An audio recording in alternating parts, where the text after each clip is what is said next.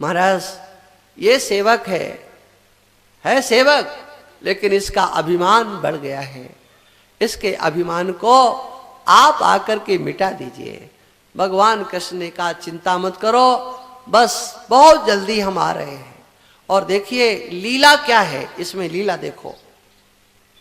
समुद्र के बीच में है द्वारका, सुदर्शन चक्र द्वारका नगरी का देता है पहरा। उस द्वारका नगरी के मध्य में भगवान श्री कृष्ण का महल, उसके भी अंतर प्रद्युम्न और उसके भी अंतर अनिरुद्ध है। और अनिरुद्ध का उस द्वारका में अंतर महल से अपहरण उसने कर लिया। क्यों भाई, सुदर्शन चक्र क्या कर रहे थे, ये कैसे प्रवेश कर गई, कैसे अपहरण हो गया और किसी को पता भी नहीं चला। ले जाकर के बाणासुर के नगर में उस उषा के निवास स्थान पर उसको छोड़ दिया। सेवकों को कुछ ऐसा लगने लगा कि इस राजा की पुत्री के महल में कोई पुरुष है। उसने जाकर के उस सेवक ने कह दिया महाराज मेरा तो जाना हो नहीं सकता है, आप स्वयं जाकर के निरीक्षण करें, ऐसा लगता है कोई पुरुष है। बाणासुर स्वयं पहुंच गया और उसने देखा अनिरुद्ध पलंग पर बैठे हुए हैं, चौरस खेल रहे हैं। उसी समय उसको बड़ा क्रोध आ गया, बाणासुर को ललकारा। बाणासुर भी युद्ध के लिए तैयार हो गए।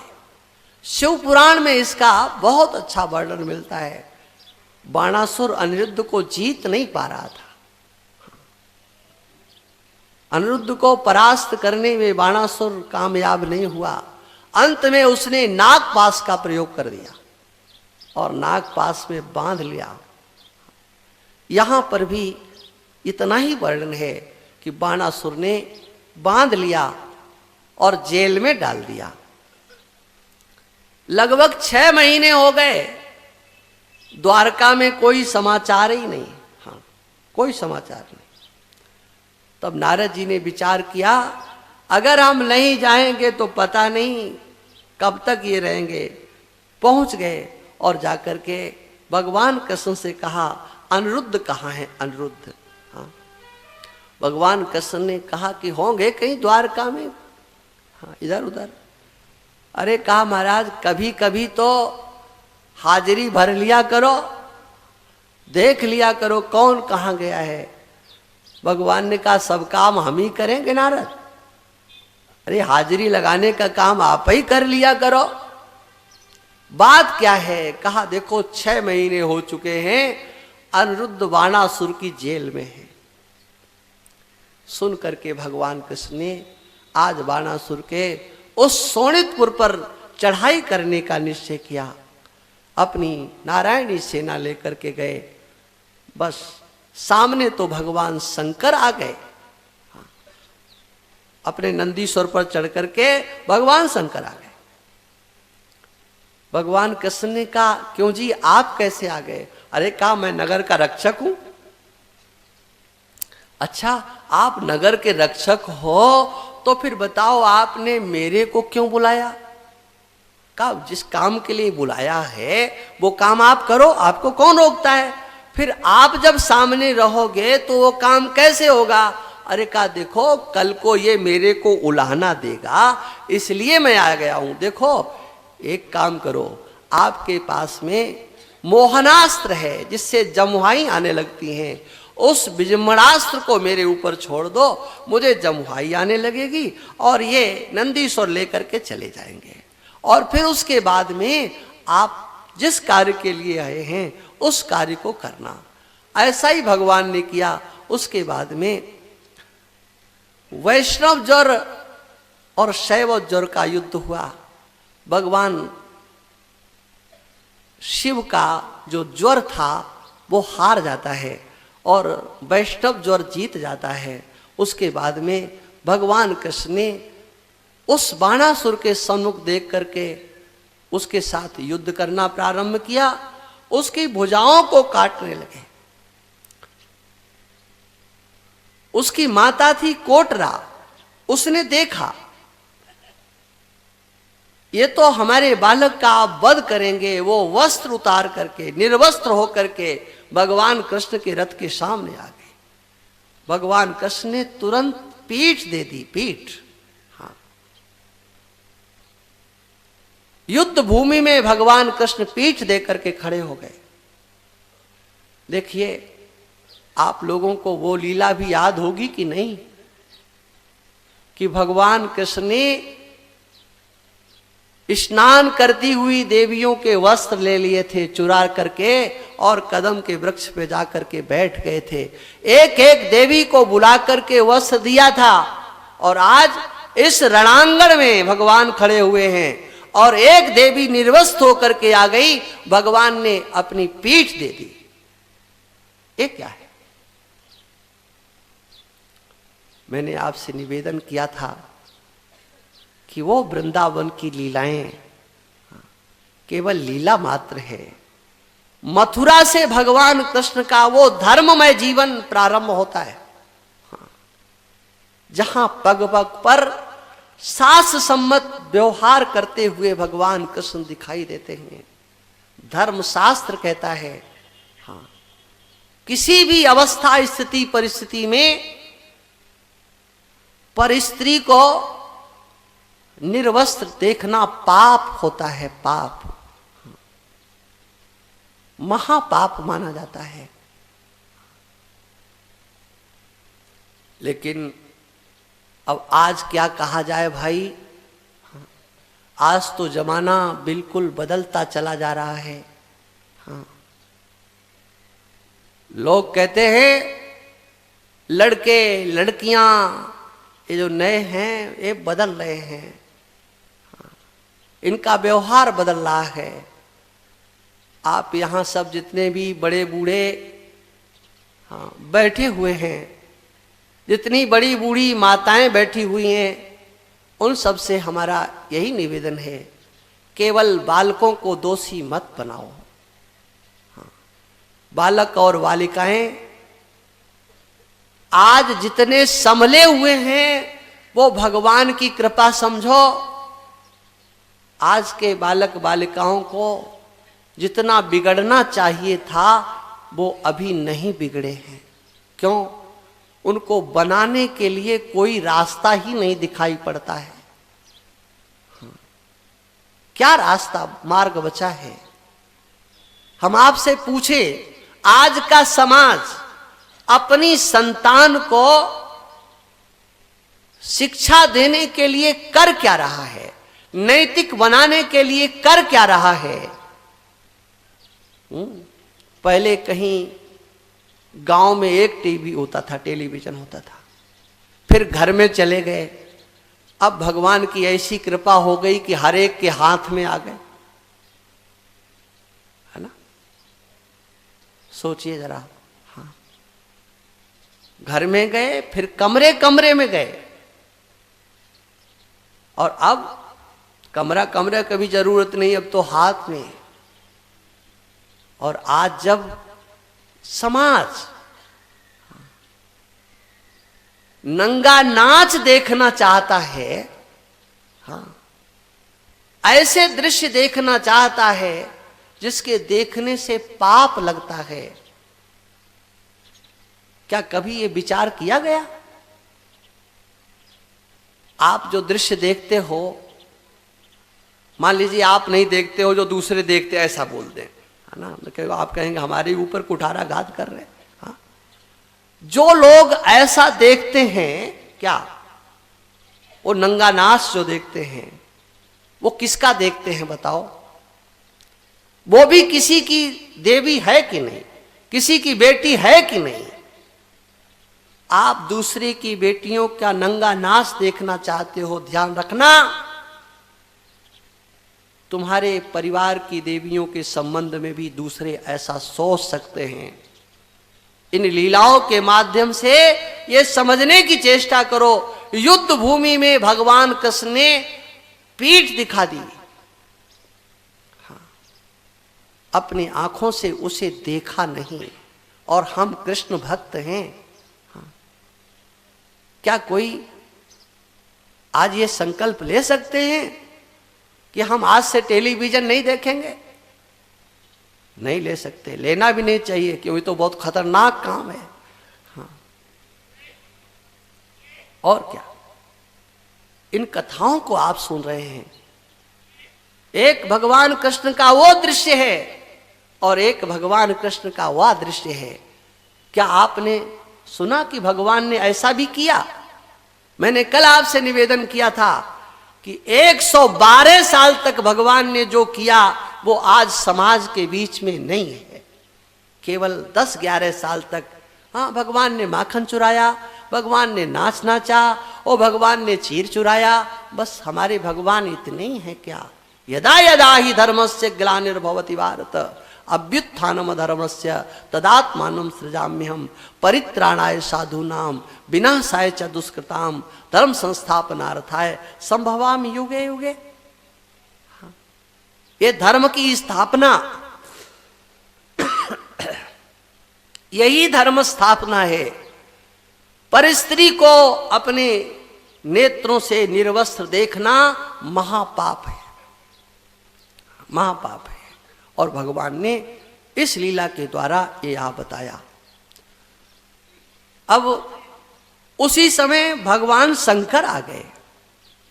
भगवान शंकर ने कहा, भगवान क्षमा करना, क्षमा कर दो, ये सेवक हमारा है, ये सेवक हमारा है, इसके ऊपर आप दया करो, दया करो। और भगवान मैं आपको एक प्रतिज्ञा याद दिला रहा हूं। क्या? आपने प्रहलाद से कहा था अब आपके वंश के किसी भी दैत्य को अपने हाथ से नहीं मारूंगा, आप इसके ऊपर कृपा कीजिए। भगवान कृष्ण ने सोचा, अच्छा ये तो पूरे ही पूरे बचना चाहते हैं, सब कुछ हमारे ऊपर ही। हाँ, आप दयालु बन रहे हैं। हाँ, आप ये बताना चाहते कि हमने बचा लिया। भगवान कृष्ण ने भी कसर नहीं छोड़ी। महाराज देखिए, मैंने इसको चतुर्भुज स्वरूप बना दिया है और जो कुछ भी मैंने किया है वो अपनी इच्छा से नहीं किया है। करवाम प्रियम तव, मैं तो आपकी आज्ञा का पालन करने के लिए यहां आया। भवतो यद व्यवसितम तन्मे साधनुमोदितम, जो आपने संकल्प किया था, जो आपने कहा था, बस उसी का मैंने अनुकरण मात्र किया है। वास्तव में मैं भी जानता हूं ये प्रहलाद का प्रपौत्र है। हाँ, और प्रहलाद के वचनों का, मुझे दिए गए वचनों का स्मरण है, मैं इसका वध नहीं करूंगा। मैंने इसे चतुर्भुज स्वरूप बना करके छोड़ दिया है। भगवान ने कहा कि, भगवान शंकर ने कहा 2 भुजाएं रखते, अरे 4 की क्या जरूरत? भगवान कृष्ण ने कहा, देखो अब ये मेरा प्रतिनिधित्व करेगा, आपकी सेवा पूजा करेगा, चतुर्भुज स्वरूप से मेरा प्रतिनिधित्व करेगा। इस प्रकार से उसके बाद में उषा के साथ अनिरुद्ध का विवाह होता है। उसके बाद सुखदेव जी महाराज बड़ी सुंदर सुंदर कथाएं सुनाते हैं। कहते हैं एक बार द्वारका के उपवन में भगवान कृष्ण बालकों को लेकर के विचरण कर रहे थे। बालकों ने देखा एक कूप में कोई जंतु पड़ा हुआ है, जीव पड़ा है, उसे निकालने की कोशिश कर रहे थे, निकल नहीं रहा था।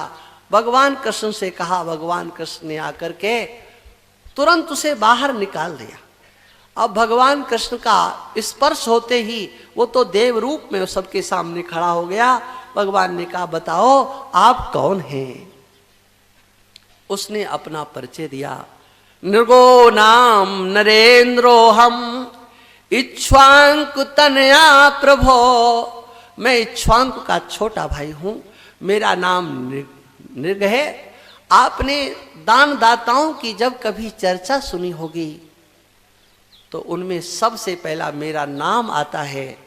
देखो पृथ्वी में जितने रज कण हैं, आकाश में जितने तारे हैं, उनकी गणना की जा सकती है, लेकिन मैंने इतनी गायें दान में की दी हैं जिसकी गणना नहीं की जा सकती है।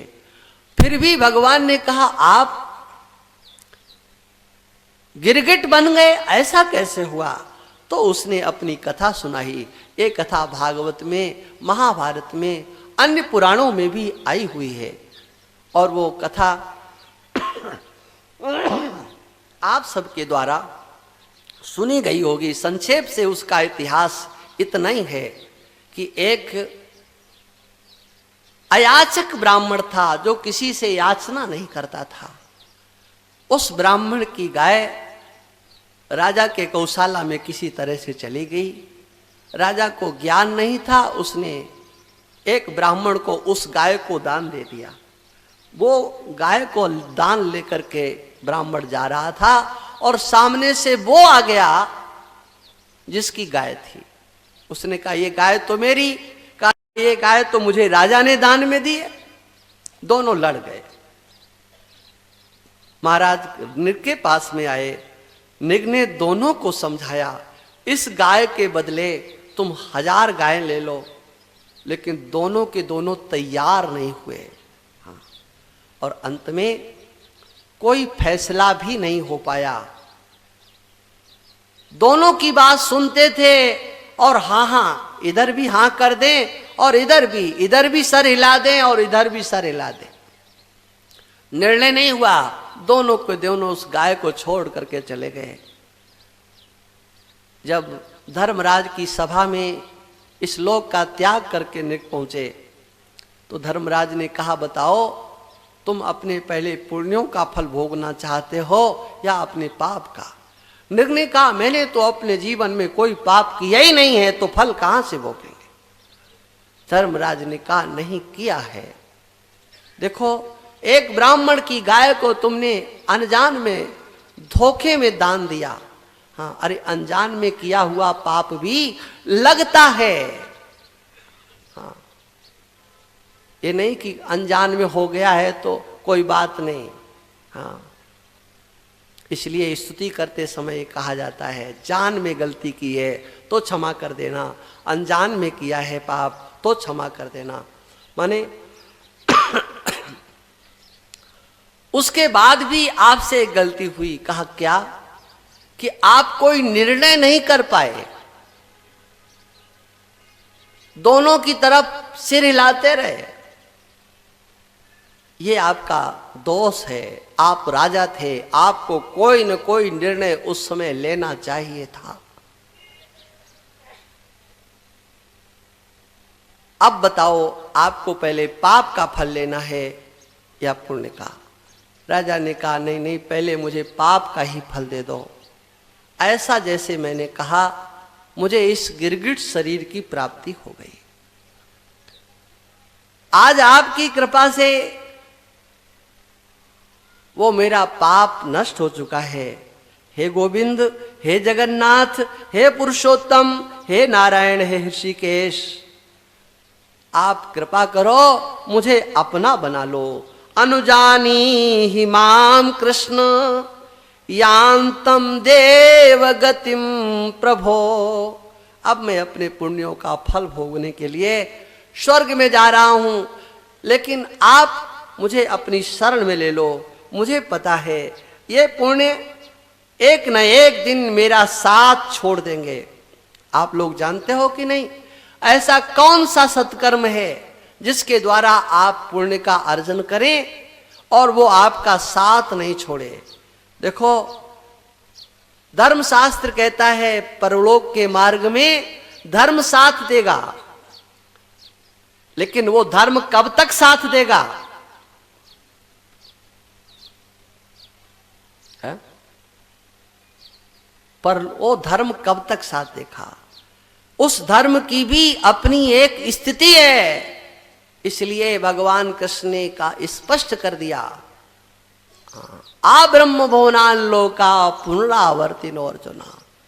तुम्हारे सत्कर्म यहां से लेकर के ब्रह्मलोक तक जा सकते हैं, लेकिन ध्यान रखना वो सत्कर्म भी एक दिन साथ छोड़ देंगे। तो महाराज फिर तो कोई रास्ता नहीं बचा। का रास्ता बचा है, शेष है रास्ता। वो क्या है? सत्कर्म करो, उसका फल मत चाहो, उन सत्कर्मों को भगवान को समर्पित करते चलो।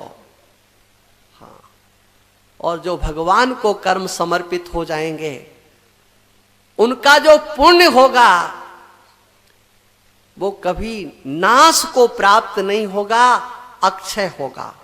हाँ, और वो अक्षय पुण्य आपका, जो ऐसा पुण्य जो क्षय को नहीं प्राप्त होगा, वो अक्षय पुण्य उस परमात्म तत्व के साथ एकीभूत हो जाएगा। ये ध्यान रखना, यही है धर्म का विज्ञान। सुन लो कान खोल करके। इसलिए भगवत गीता में भगवान कृष्ण ने कह दिया, कर्म का विनियोग केवल कितना है, कायेन मनसा बुद्ध्या केवल इंद्रियैरपि योगिनः कर्म कुर्वन्ति संगम त्यक्त्वात्म शुद्धये। योगी जन कर्म करते हैं, कर्म योगी कर्म करते हैं अपने अंतःकरण की शुद्धि के लिए। निष्काम कर्म जब किया जाता है, अपने कर्मों को और कर्म फलों को भगवान को समर्पित कर दिया जाता है, तो उससे अंतःकरण शुद्ध होता है। और अंतःकरण जब शुद्ध होता है तो विशुद्ध विज्ञान, शुद्ध सत्व समता विज्ञाना, अंतःकरण शुद्ध होने पर वो विशुद्ध बोध आपके हृदय में प्रस्फुटित होगा, जिस विशुद्ध बोध से आपका आवागमन हमेशा के लिए मिट जाएगा। इसलिए सत्कर्मों का फल केवल सुखोपभोग नहीं, यहां नहीं तो वहां, ये तो लोगों को लगाने के लिए, यहां से दृष्टि हटाने के लिए, संसार नश्वर है ये बताने के लिए स्वर्ग के सुखों की चर्चा की जाती है। भगवान तो स्पष्ट निंदा करते हैं, याम इमाम पुष्पिताम वाचम प्रवदन्त्य विपश्चिता वेद वादरताः पार्थ नान्यदस्तीति बातम कामात्मानः स्वर्ग परा जन्म कर्म फल प्रदाम क्रिया विशेष बहुलाम भोग ऐश्वर्य गतिम प्रति भोग ऐश्वर्य प्रसक्ता नाम तया प्रथ चेतसाम व्यवसायत्मिका बुद्धि समाधौ न विधीयते। माने ये जो स्वर्ग की का वर्णन करने वाले जो भी पुराण, जो वेद की ऋचाएं हैं, उनका स्वर्ग की महिमा गाने में तात्पर्य नहीं है। इस संसार के भोगों से उपराम करने के लिए पौराणिक चर्चा है, वैदिक चर्चा है। यहाँ के संसार के भोगों से उपराम होकर के निष्काम भाव से सत्कर्म सद्धर्म करते हुए भगवान को समर्पित करके अंतःकरण को शुद्ध करके इसी जीवन में उस परमात्म तत्व के साथ एकीभूत हो जाएं, जिसके लिए भगवान ने कहा है ततो माम तत्तो ज्ञात्वा विशते तदनंतरम। भक्त्या माम अभिजानाति यावान यश्चास्मि तत्वतः ततो माम तत्तो ज्ञात्वा विशते तदनंतरम। माने ये कथाएं हम लोगों के लिए एक शिक्षा देती हैं, हम संसार से उपराम हो और भगवान को प्रणाम करके राजा निक देवलोक में चले जाते हैं और ये बताते हैं कि ये देवलोक एक दिन छूट जाएगा, इसलिए आप कृपा करके मुझे अपनी शरणागति दे दें, ताकि ये शरणागति संसार चक्र से छुड़ा करके आपके साथ एकीभूत करा देंगे। जब राजा निक चला गया तो भगवान ने बालकों से कहा, देखो बालकों, आप लोगों ने कुछ सुना है कि नहीं सुना है? हाँ, कुछ आपने समझा कि नहीं समझा? भूल करके भी कभी किसी ब्राह्मण की कोई वस्तु अपने घर में नहीं लाना। हाँ, जान अनजान में किसी प्रकार से ब्राह्मण की कोई वस्तु घर में आ जाएगी और उसका अगर तुमने उपयोग किया, उपभोग किया, तो वस्तु वो तुम्हारा अनर्थ करने में समर्थ हो जाएगी। जिस प्रकार से जान अनजान में किसी तरीके से अग्नि की चिंगारी घर में आ जाती है, बहुत बड़ा नुकसान करने में वो समर्थ हो जाती है, इसी प्रकार से ब्राह्मण की संपत्ति का कभी किसी को उपयोग उपभोग नहीं करना चाहिए। और देखो, आप लोगों को बार बार हम शिक्षा नहीं देंगे। आज हमारी इस बात को कान खोल करके सुन लो, मेरा आप सब लोग अनुकरण करो। मैं जिस प्रकार से ब्राह्मणों का आदर करता हूं, उनकी पूजा करता हूं, उनका सम्मान, उनको प्रणाम करता हूं, उसी प्रकार से आप सब श्रद्धा सद्भावना के साथ मेरा अनुकरण करें। और कोई इसके विपरीत अगर जाता है तो कान खोल करके सुन लो, मैं स्वयं उसे दंडित करूंगा, मैं स्वयं उसे दंड दूंगा जो ब्राह्मणों की अवहेलना करेगा। इस प्रकार से भगवान ने इस कथा के माध्यम से ब्राह्मणों के प्रति सद्भाव बनाने के लिए कोशिश की। और देखिए, मानसकार भी इसी का अनुसरण करते हैं। आप अरण्य कांड को देखें, भगवान की भक्ति की प्राप्ति कैसे हो? तो कहते तुम मेरी भक्ति करना चाहते हो तो आओ हम तुम्हें उसका रास्ता बताते हैं। देखो, दो जगह भगवान ने उपदेश किया है, एक सबरी को उपदेश किया है और एक लक्ष्मण को उपदेश किया है। उसी अरण्य कांड में गोस्वामी जी महाराज ने दो पात्रों को भगवान के श्रीमुख से उपदेश कराया है। और दोनों का अलग अलग मार्ग है, अलग अलग विधाएं हैं। वहां तो ये कहते हैं क्या, प्रथम भगति संतन कर संगा, संतों का संग करो। और यहां पर कहां से चलते हैं जानते हैं? जानते तो आप सब हैं, हम तो खाली स्मरण आपको दिलाते हैं। शिक्षा तो हम आपको दे नहीं सकते। जानकी जी ने अरण्य कांड में एक बड़ा सुंदर वाल्मीकि रामायण में प्रसंग आता है। और जब भगवान श्री राम अयोध्या छोड़ करके जंगल में पहुंचे, चित्रकूट में निवास करने लगे, तो जानकी जी ने एक दिन कहा कि महाराज सब कुछ अच्छा है, ये एकांत स्थान, ये कंदमूल फल का आहार, ये पर्ण कुटी, आपकी वेशभूषा ये बहुत अच्छी है, लेकिन आपके हाथ में जो ये धनुष बाण है ना, ये इस वेशभूषा के अनुरूप नहीं है।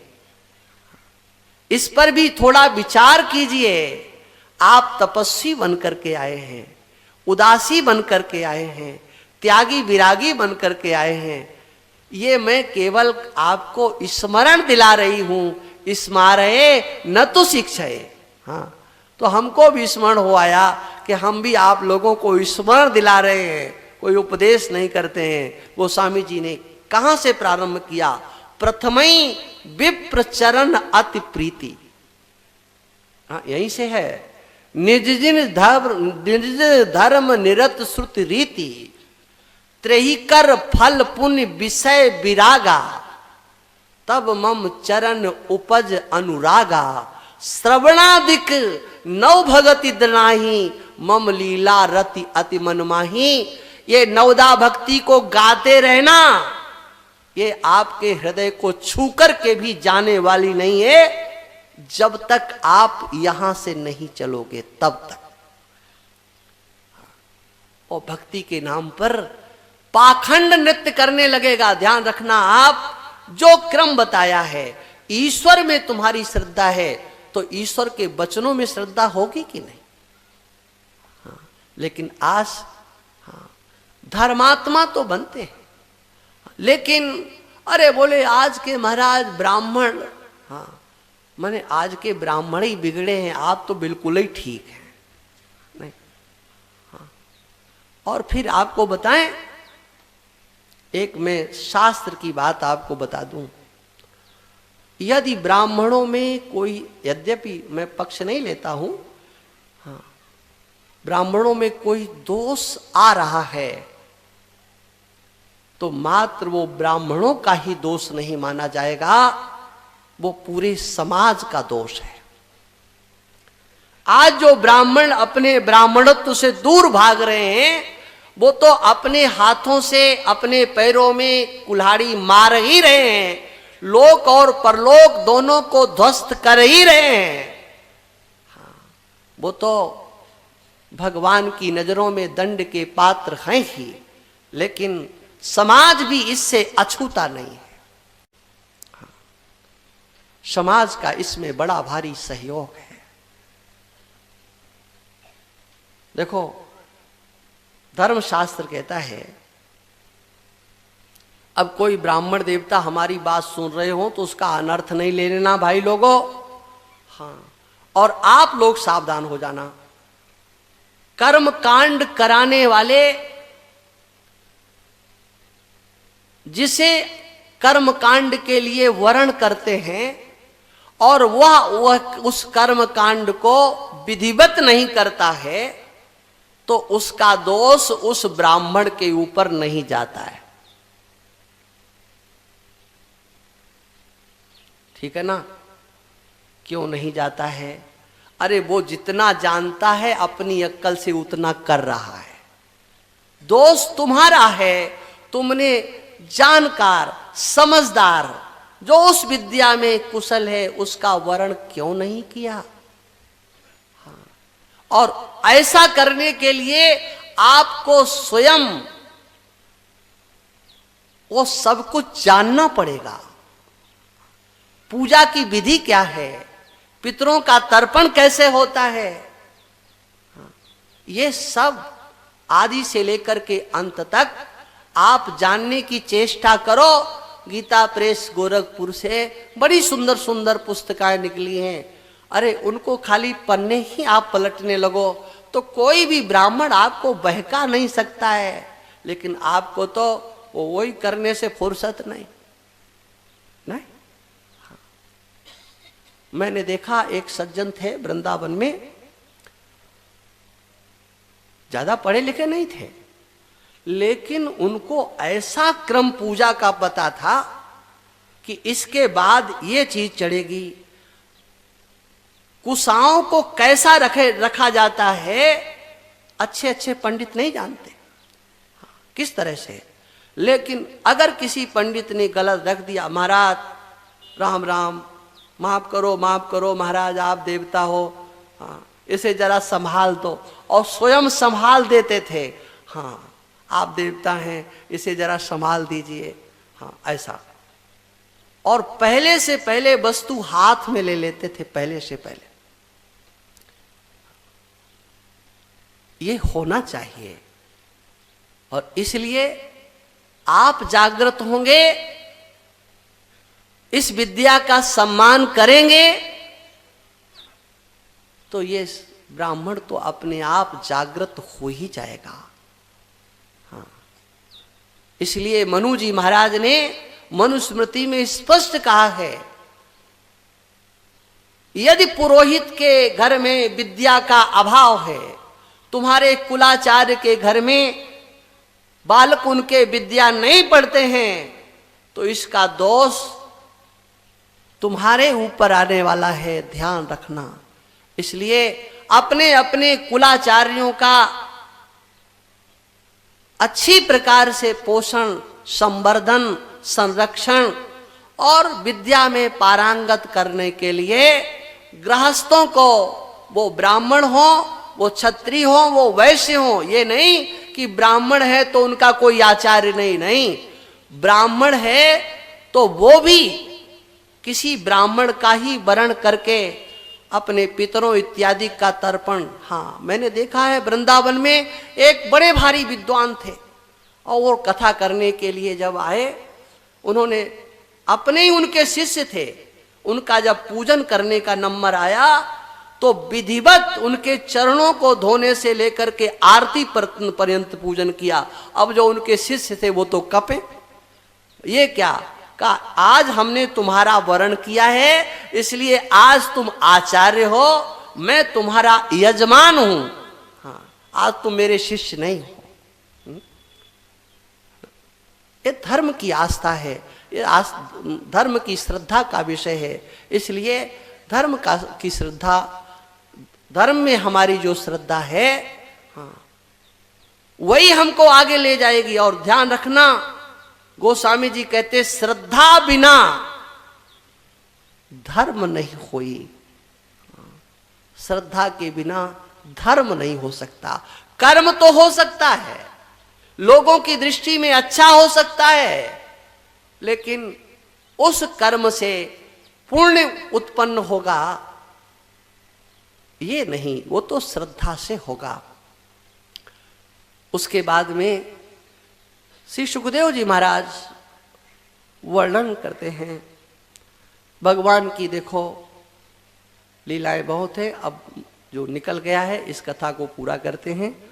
एक बार श्री बलराम जी महाराज ने भगवान कृष्ण से कहा, देखो मेरी इच्छा है कि मैं वृंदावन होकर के आऊं, मैया को बाबा को सबको मिलकर के आऊं।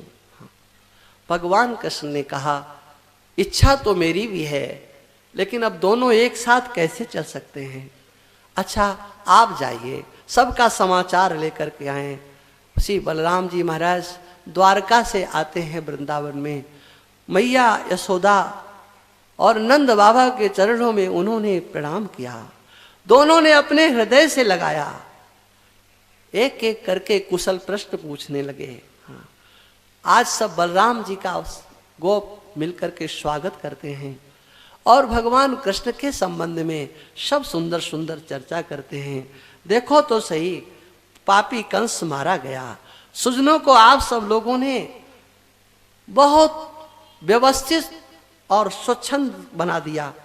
उसके बाद में वो देवियां भी आ गईं और घेर लिया बलराम जी को। हाँ, देवियां तो हंसने लगी और हंसते हुए श्री राम बलराम जी से कहा, देखो जिसकी जैसी मानसिकता बन जाती है ना, वो मानसिकता जल्दी जाती नहीं। इन गोपियों की क्या मानसिकता, बोले भले ही द्वारका चले गए तो क्या हुआ, उनका कोई स्वभाव बदलने वाला है, हो गए राजाधिराज। हाँ, बलराम जी से कहा, ये बताओ उनका क्या हाल है। का किसका, तो एक नया नाम दिया, इतना बढ़िया नाम ये देवियां ही दे सकती हैं, पुरुष स्त्री जन वल्लभा। हाँ, इसका अर्थ बता दें। हाँ, गांव की देवियों से प्रेम करने वाले। हाँ, माने घर की देवियों से प्रेम ही नहीं करते, माने उनकी आदत है गांव की देवियों के बीच में बैठना, हाँ उनसे बातें करना। बताओ तो सही उनका समाचार क्या है। बलराम जी देखो, ये संसार के लोग तो नहीं जानते हैं, लेकिन आप तो साक्षी हो हमारे व्यवहार के। हमने जिन कृष्ण से प्रेम करने के लिए सबको छोड़ दिया, मातरम पितरम भ्रातृन सबको छोड़ा, और वो हमारे ऐसे स्नेह को छोड़ करके चले गए। आप कहोगे कैसे विश्वास किया। अरे का विश्वास क्यों न करें जिसने एक बार नहीं अनेक बार कहा हो, गोपियों ब्रह्मा की आयु लेकर के भी हम तुम्हारे इस प्रेम के ऋण को उतार नहीं सकते, हम तुम्हारे ऋणियां हैं। बताओ क्या उनके इन वचनों पर भी हम विश्वास नहीं करते। जब ये देवियां चर्चा कर रही थी, उन्हीं के मध्य में एक देवी ने खड़े होकर के इन गोपियों को आज डांट दिया, देवियों ये तुम्हारा गीत कब तक चलेगा, कब ये तुम्हारा गीत बंद होगा। मैंने उनसे प्रेम किया, मैंने उनसे प्रेम करने के लिए सबको छोड़ दिया। देवियों ये बताओ तुमने उनसे प्रेम किसके लिए किया था। ये राधा जी ने, उनके सिवा और हो ही कौन सकता है, नाम नहीं आया है। हाँ, पूरी भागवत में कहीं नाम नहीं है, ये भी बता दें। हाँ, लेकिन लोग निकालने की चेष्टा करते हैं। एक सज्जन ने कहा ऐसा कोई स्कंद नहीं है जिसमें कि राधा जी का नाम नहीं हो। तो दूसरे विद्वान ने कहा कि नहीं नहीं, ऐसा कोई अध्याय नहीं है जिसमें राधा जी का नाम नहीं हो। तो तीसरे बोले कि ऐसा तो कोई श्लोक ही नहीं है जिसमें राधा जी का नाम नहीं हो। अब बताओ ये क्या है, केवल बुद्धि की विडंबना मात्र है। ये पारमहंस संहिता है। ये सभी पुराणों से विलक्षण पुराण है। इसकी कथाओं का मेल मिलाप किसी पुराण से खाएगा नहीं। उस देवी ने उन देवियों को समझा करके कहा, आज के बाद ये गीत कभी होना नहीं चाहिए। और देखो देवियों, एक ध्यान रखो, जैसे आपने प्रेम किया ऐसे वो भी तो हम लोगों से प्रेम करते थे और वो चले गए। तो जब वो हमारे बिना रह सकते हैं, हाँ देखिए ये बहुत ऊंची बात कहा, जब वो हमारे बिना रह सकते हैं तो हम लोग उनके बिना क्यों नहीं रह सकते। जब हमसे वो दूर रह सकते हैं तो हम उनसे दूर क्यों नहीं रह सकते। इस प्रकार से बलराम जी महाराज के साथ में उन देवियों ने बहुत दिन तक बलराम जी रहे। इस प्रकार से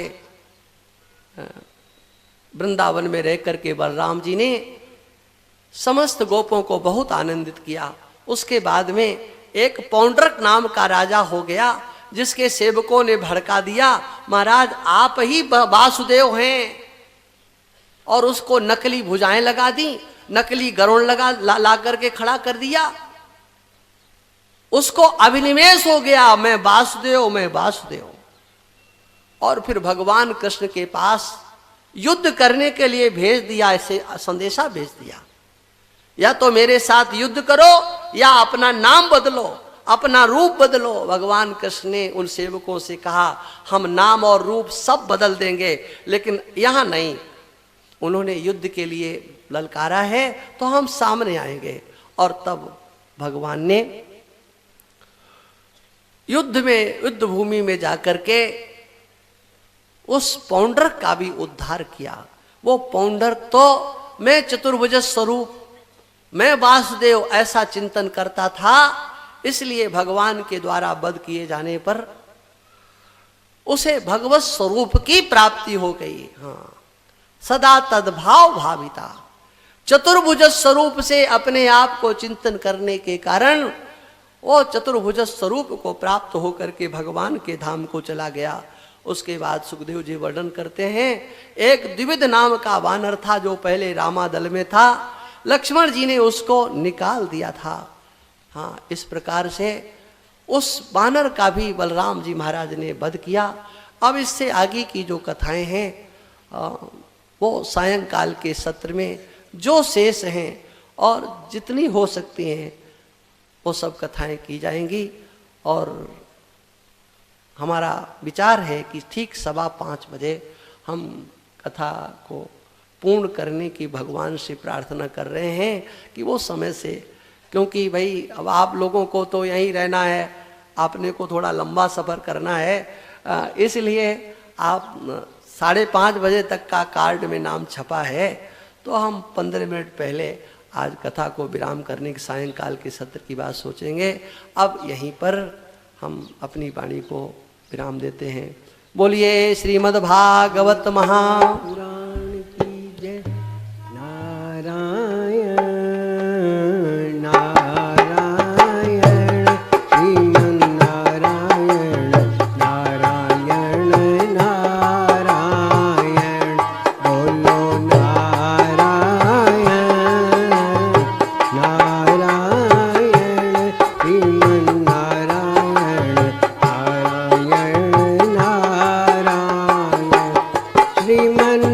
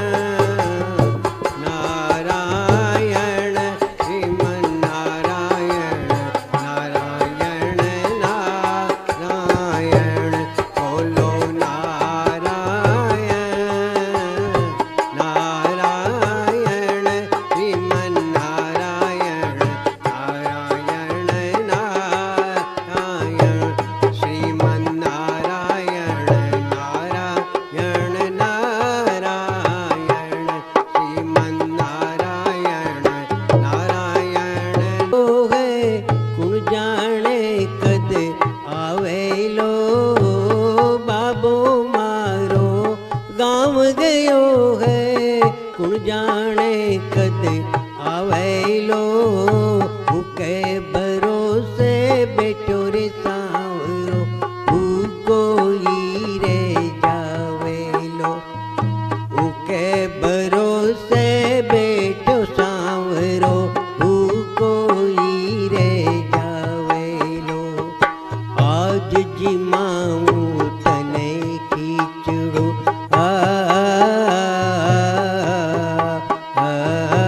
आज जिमाऊं तने खींचड़ो। काल छाछ काल रावड़ी छाछ की, जीमो मारा श्याम धनी, जिमावे बेटी जाट की, जिमावे बेटी